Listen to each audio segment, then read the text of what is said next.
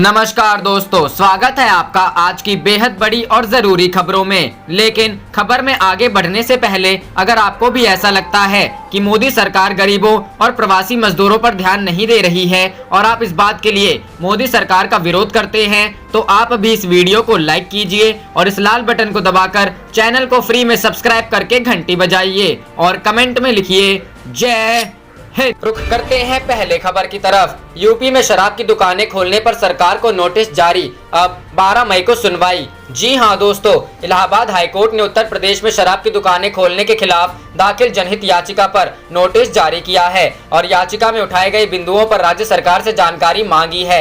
याचिका पर अगली सुनवाई 12 मई को होगी। यह आदेश मुख्य न्यायमूर्ति गोविंद माथुर एवं न्यायमूर्ति सिद्धार्थ वर्मा की खंडपीठ ने दिया है। अधिवक्ता सुनील चौधरी की ओर से दाखिल याचिका में कोरोना महामारी के कारण लॉकडाउन में शराब की दुकानें खोलने को आत्मघाती बताते देते हुए इस पर तत्काल रोक लगाने की मांग की गई है। कहा गया है कि शराब की दुकानों पर भारी भीड़ न लॉकडाउन के नियमों की धज्जियां उड़ा दी, इससे महामारी के फैलने की आशंका व्याप्त हो गई है। यह भी कहा गया है कि यदि आर्थिक कारणों से शराब बिक्री जरूरी हो तो इसे ऑनलाइन या होम डिलीवरी सिस्टम से बेचा जाए। बुधवार को प्रदेश में महंगी की गई शराब की दुकानें खोलने के साथ ही बुधवार को प्रदेश सरकार ने कैबिनेट बैठक में देशी और विदेशी शराब के दामों में 5 रुपए से लेकर 400 रुपए तक की वृद्धि के प्रस्ताव पर मुहर लगा दी। यूपी के वित्त मंत्री सुरेश कुमार खन्ना ने बताया कि इससे सरकार को इस साल करीब 2350 करोड़ रुपए का राजस्व मिलने का अनुमान है।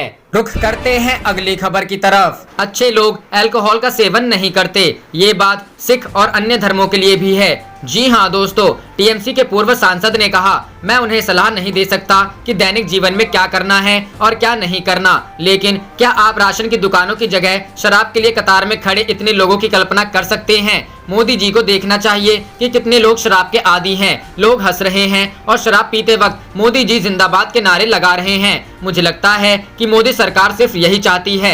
इदरीस अली ने केंद्र सरकार पर प्रवासी मजदूरों का ख्याल रखने में नाकाम रहने का आरोप लगाया। उन्होंने कहा, ये सरकार प्रवासी मजदूरों की सेवा करने में असमर्थ है और जिन्हें जरूरत है उन्हें खाना तक मुहैया नहीं करा पा रही है। पहले केंद्र सरकार सभी को खाना, कपड़े उपलब्ध कराए, अन्य जगह फंसे सभी प्रवासी मजदूरों को वापस पहुंचाए। क्या अल्कोहल पीना जरूरी है? रुख करते हैं अगली खबर की तरफ। विरोध के बाद बैकफुट पर कर्नाटक सरकार, शुरू होगी मजदूरों के लिए ट्रेन। जी हां दोस्तों, कर्नाटक सरकार ने प्रवासी मजदूरों के लिए ट्रेन रद्द करने का फैसला बदल दिया है।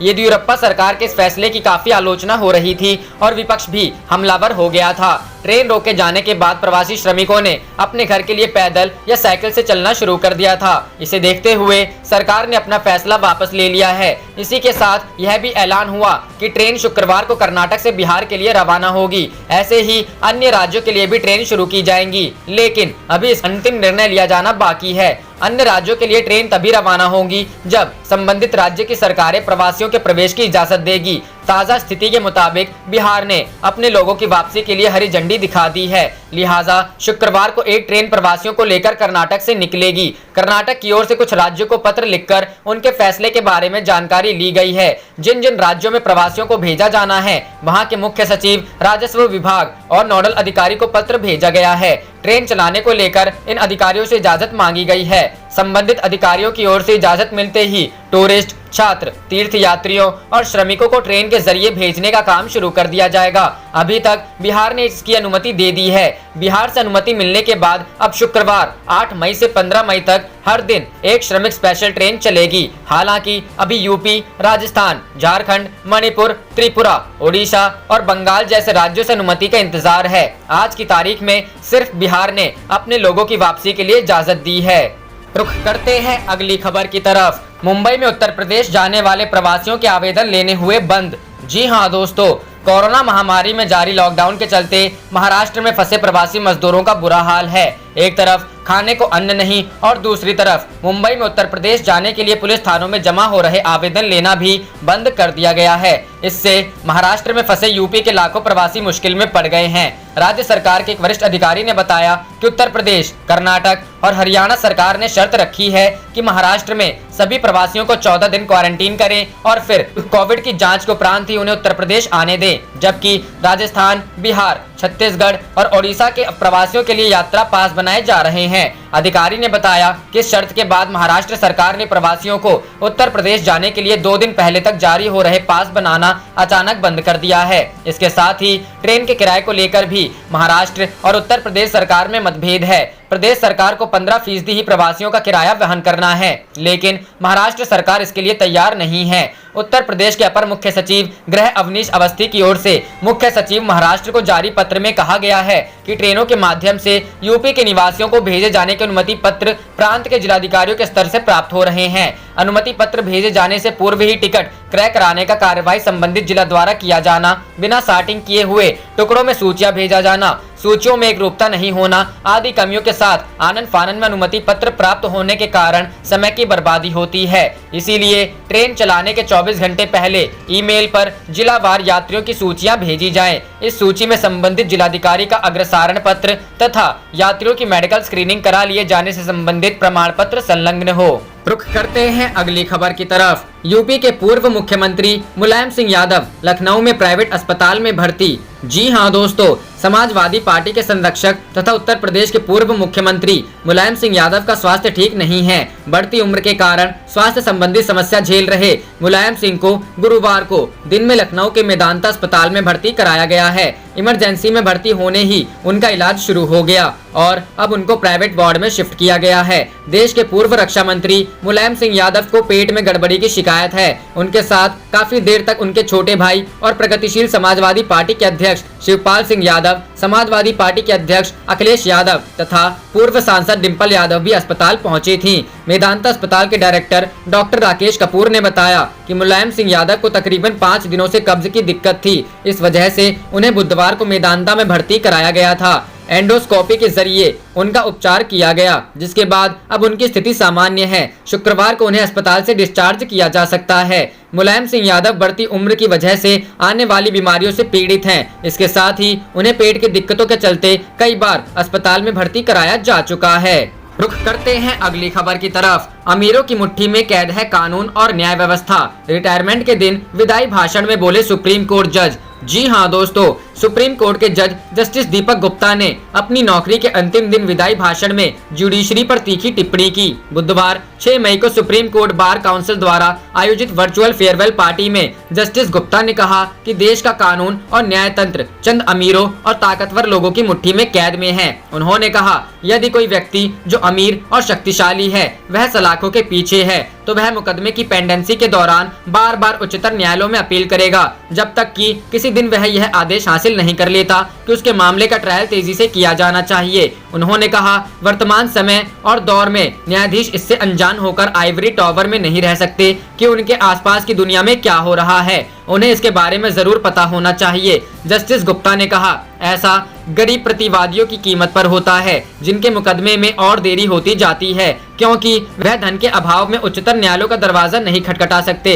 जस्टिस गुप्ता यही नहीं रुके। उन्होंने कहा, अगर कोई अमीर शख्स जमानत पर है और वह मुकदमे को लटकाना चाहता है, तब भी वह उच्चतर न्यायालयों का दरवाजा खटखटाकर मामले का ट्रायल या पूरी सुनवाई प्रक्रिया तब तक बार बार लटकाएगा जब तक कि विपक्षी पार्टी परेशान ना हो जाए।